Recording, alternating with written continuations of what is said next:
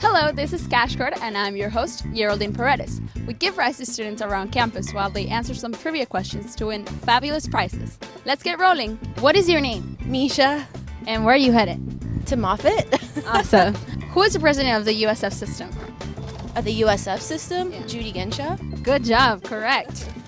And next question is, when was USF founded? 1952. Close. It was 1956, but good try. What are the USF colors? Green and gold. Good job, correct. What are the style of housings on campus? Oh, there's a lot. You can have traditional, there's suite style, apartment. Yes, good job, correct. Are there more squirrels or ducks at USF? Squirrels. Good job, correct. And let's see, that was your last question. So how many cart caches do you have now? 4. You have 4 cart caches. Yay, kitchen tool. And what was your favorite part about living on campus? Probably how my floor was like a giant community and we all just got along and it made the experience so much better. What are your favorite things about USF? I love how diverse USF is and how you can just walk around and hear so many people talking different languages.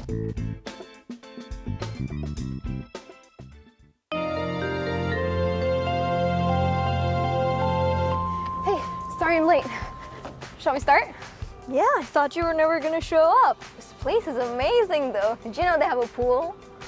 Yes, I did, because I read the script, unlike some people. Hi, and welcome to Best Places with Irene and Courtney. Today, we're taking you on a tour of the Village, our newest residential community here on campus. And the pool. Yes, and the pool. The 2 newest buildings, Beacon and Summit, house residents in both traditional and suite-style rooms. Does that mean we have to share a bathroom? I know it might seem strange at first, but community bathrooms actually offer plenty of privacy while also helping students start conversations and make friends. All suite-style rooms on campus include a semi-private bathroom, and if you live in a traditional style room in the Village, then your community bathroom is a spa-style bathroom. Come, let me show you. Wow, this looks so nice. And the doors slide. Told you, there's like a bathroom for every 3 to 4 rooms. Wow. Did you know every resident gets a desk, bed, chair, and a dresser? You can even request to have your bed raised 5 feet high so that your desk can fit underneath. I'm hungry. Let's go to the hub. I'm so excited to try the sushi and the Mongolian grill. I'm really excited for the burger station and the custom-made pasta. Let's go eat! This has been Best Places with Irene and Courtney, and now get ready for USF Housing Live!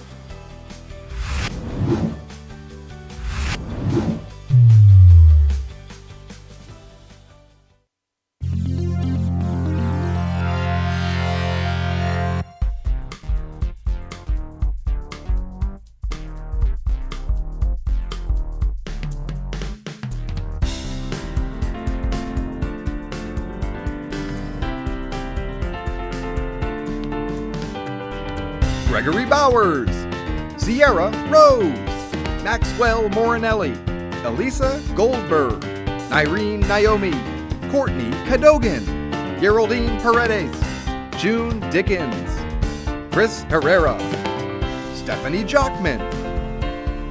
Wednesday, April 4th, 2018. Coming to you from the beautiful University of South Florida campus in Tampa, it's USF Housing Live! All right. Welcome, everyone. This is USF Housing Live. I'm your host, Gregory Bowers, with Housing and Residential Education here at the beautiful University of South Florida in Tampa. Our motto, best place to live, best place to work, best place to learn. We are so excited to be coming to you from our campus, and I've got experts from the Village today, folks.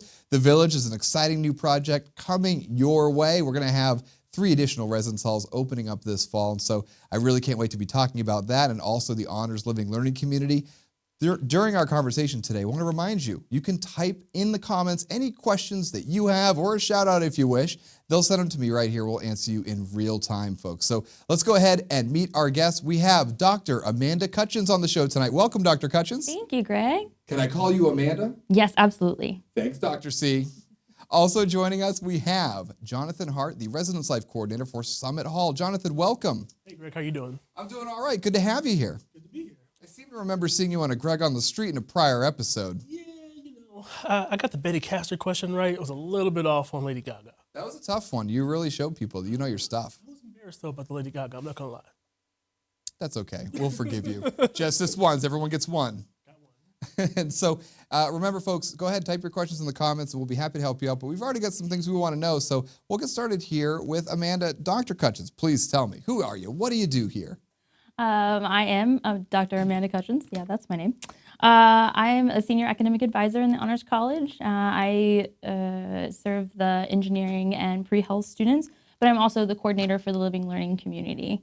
But I get to interact with students from all majors, from academic advising with them to advising our student organization, the Honors College Student Council, to being in the living learning community in the Residence Hall and Summit. You sound pretty busy. A little bit. Tell me what you love most about the Honors College. I love getting to work with some pretty incredible students. I just loved getting to be a part of their experience, sharing in their experience, maybe being a small part of their story, and getting to just interact with them in all different kinds of ways. And so we have a lot of admitted bulls, their families watching. How would you describe the Honors College experience? Yeah, absolutely. So the Honors College is designed to be a small liberal arts college within the larger research university. So it's a space for students to be creative and innovative, and they essentially get to be a growing community of scholars that get to examine the world in different ways, from international trips to serving the local Tampa Bay area to participating in undergraduate research. So now I want to drill down into the Honors LLC, the Honors Living Learning Community in Summit Hall. What is the mission of this LLC? Yeah, it's to create a respectful and close-knit community while also celebrating the diversity of our students. So we get to do this through multiple ways. We have different ways of engaging students. We have tapas nights where we showcase our Honors College Study Abroad programs. We have student leadership opportunities through our focus communities. We host practice exams for students like the MCAT and the GRE. We offer free late night tutoring for the STEM majors. And going forward, we're going to create an experience for our sophomore, junior, and senior students that focuses more on career development. So it does mock interviews and resume building and things like that. That is wild. You have so much going on. Yeah. Who could live in the Honors LLC? Any honors student can live in the LLC. We have primarily first-year students. We have a large number of first-year students, but we also have sophomores, juniors, and seniors. So what would you say is most unique about the living experience in the Honors LLC? I think that it's that you get to engage with high-achieving students in an interdisciplinary setting. So you get to live with peers who have similar interests, but they also bring a very diverse perspective to the table. Awesome. I have a little shout out for you. It's not a question, but totally shout out worthy. Nicole said, shout out to Dr. Cutchens. She rocks. J Hart too. Smiley face, smiley face. Thank you both for all you do for housing and residential education. You're getting so much love out there. Also got a question from Julie. Are there any rooms left for super singles in Pinnacle? That's a great question, and actually I'll touch on that real quick. And so today there were some additional suites and traditional style double rooms throughout the village that were opened up. And so what you want to do, if you've already selected but you're looking at moving into the village, just go to usf.edu/housing, select Housing Portal, and then go to Housing Forms, and you'll see Room Change. You log in there, and actually it's just like room selection. You'll be able to view the live inventory. So whatever you can see there is what's currently available, and students can change as much as they want all the way up until June 29th. And so whatever's there is what is available. Now I got a question here. Kaiden would like to know, if you're in an LLC, could you also join a fraternity? So Dr. Cutchens, can you? I believe so. I don't think there's any restrictions on that. I haven't heard of anything like that. Jonathan? Not at all. Yeah, you can absolutely join a fraternity. Kaiden, you are in the clear. All right. So another question for you here. Want to talk about the themed spaces in the Honors LLC. What are those themed spaces? Yeah, so we call them focus communities. We've got two, Educate and Create and Build and Innovate. They're led by Honors College students. We choose 4 students every year, 2 for each community, to lead those and come up with events and activities. So Educate and Create did a couple of events. They've done some canvas painting. They've done some pottery where they went off campus that you do the dishes. And they went to an on-campus play. I think it was the Crucible. And then Build and Innovate has done a robotics workshop. They created a virtual reality maze and had students make their way through the maze. And then I think their latest project in a couple weeks is going to be to create mushroom lights, which is going to be interesting. That's so cool. I love hearing about this VR maze. So it's not like an actual hedge maze. It's just all. How does that work exactly? Yeah, so they basically took their iPhones and the Google glasses, and they created a maze, and they had students make their way through it. That is very, very nifty there. Oh, I got a question. This is a challenge question for Jonathan. Okay. This is a tough one. Let's see. Okay. So Daisy asked, how many RAs are on each floor in Endeavor Hall? Endeavor Hall. So there are 10 RAs in Endeavor, and there is 1 on the first floor, 1 on the 6th floor, and then 2 on floors 2 through 5, I believe. Holy guacamole, folks. That's incredible. Thank you. Yeah. I am glad I have you here with us tonight. You know. And so for both of you, we're going to take a short break. We're going to be right back with Dr. Cutchens and Jonathan Hart. But first, we have a video titled Live the Bull's Life. That's what we say around here, live the Bull's life. You want to live here on campus. We have more USF Housing Live coming your way after this. The University of South Florida is our school, our home, where the Bulls live at the heart of it all. Contribute to USF traditions and leave your mark. Countless residential events and involvement opportunities challenge our residents to lead the greater community, to become global citizens. Achieve excellence in a living, learning community. Expand your horizons. With classes outside your front door or even down the hall, your success is well within reach. Opportunity awaits you. Experience the best place to live, the best place to work, and the best place to learn. Live the Bull's life.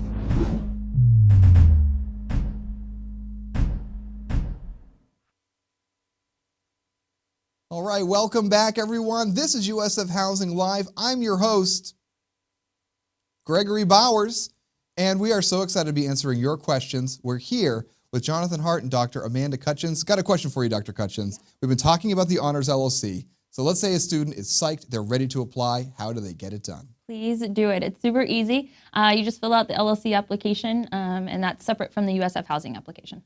All right, excellent. We got another comment here. My nemesis, Manny, has said, hi, Courtney. Hi, Greg. How are you guys? We're all fantastic, Manny. We hope you're having a nice day, too, out there. And so Manny is one of our RAs currently over in the Holly Apartments area. I think he'll be back next year, and so happy to have you. Jonathan, I got some questions for you. Yes, sir. I'm away. You're a Residence Life Coordinator in Summit Hall. I am. So what does that mean? So as a Residence Life Coordinator, we serve as administrators in the residence hall community we live in. So we're there with the students. We experience the same things the students are experiencing. I supervise the RA staff. I also advise our residence hall council that lives in the community. Those are a group of our students that do programming in our communities. So where are the hall councils located? Yeah, so the hall council is just made up of different numbers of students that come together at the beginning of the fall semester in every one of the residence hall communities. Very cool. So we talk about leadership opportunities. Is there a leadership role by being involved in a hall council for our new students? Absolutely. So that's one of the first early opportunities for leadership when you get on a campus. So hall councils have governors, lieutenant governors, senators, mayors. They're all part of the organization, and it's a part of a facet of a bigger organization, which is the Residence Hall Association, which that also provides leadership opportunities as well. I love it. I think that's good for a resume. Writing governor on my resume would be pretty cool. So we have resident assistants in the hall. So who are those to our residents? Yeah, so the resident assistants are the direct resource for our residents in the community. So they live in their students. They're going through the same kind of full-time student schedule that our other residents are taking, as well as they serve as a resource to them. So, 3 o'clock in the morning and you're having plumbing issue in your bathroom, you can go to your RA. We have RAs that are on call 24 hours on the weekends and from 5 p.m. to 8 a.m. Monday through Friday. That's excellent. So there's something else we talk about a lot. Yeah. Residential education has developed and implemented a residential curriculum. So Absolutely. what is that? So I'm glad you asked. So our residential curriculum is the foundation for everything that we do. It is rooted in creating a very intentional experience for our residents when they get to campus, rooted in 4 learning goals, which is wellness, interpersonal skills, global citizenship, and academic engagement. All right, excellent. So is this something where the residents are going to a classroom? Because we hear curriculum, I know that comes up. Sure. So what does it look like for the residents?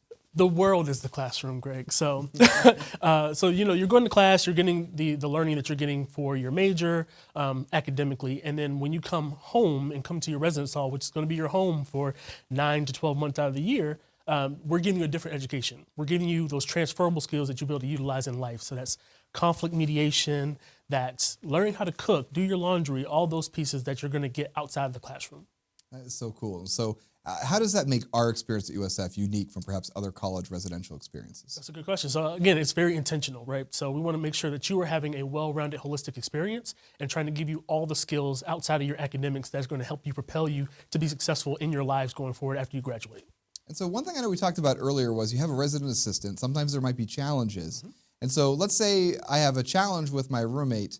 I don't just kick the roommate out or something, like the RA is involved. Can you tell folks a little bit more about that? Of course. So again, one of the things we want to try to help you learn and experience here is how to navigate conflict and how to navigate tough conversations. So your RA plays a great role in that in terms of being able to mediate, to be able to give you tips, to be able to work through those conversations with you. So if you have a roommate concern, it's not about just, hey, I want to hide away or run away or leave immediately. Like the RA is going to help you navigate what that conversation is and be able to mediate between the two to make sure that you're both having the best experience possible. And myself, RLCs will also step in and help in that as well. Awesome. And so I know we have a number of new students that'll be joining us in the summer and the fall.